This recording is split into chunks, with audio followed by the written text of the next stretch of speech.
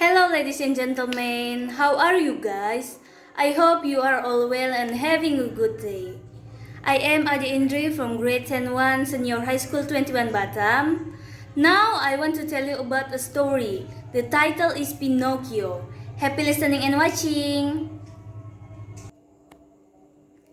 Pinocchio. In the past, there was a puppeteer whose name was Geppetto.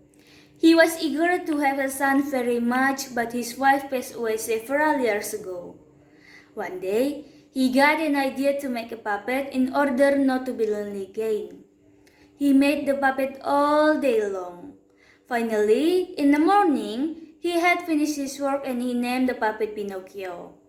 Soon he felt lonely again since Pinocchio couldn't walk or talk by itself. One night, Geppetto prayed to God to become a real boy. He always thought it in his mind, in his dream. The next morning, he was surprised that Pinocchio was alive. He taught Pinocchio how to walk, how to read, how to speak, and to do other things as human. He then studied at elementary school.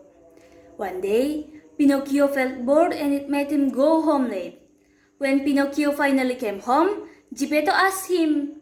He said that he was in school but he wasn't. Instantly, Pinocchio's nose grew longer and longer and it meant that Pinocchio had light. The next morning, Pinocchio was kidnapped by the owner of the circus. Pinocchio soon became a slave for the circus. He was so famous because he was a puppet which could talk.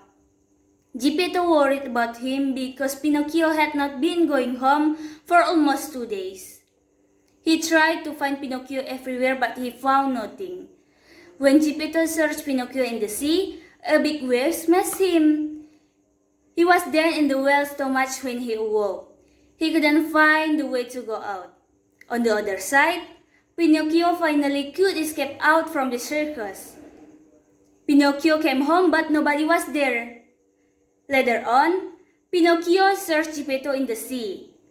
He had the same accident as Geppetto and he made Geppetto in the whale's stomach.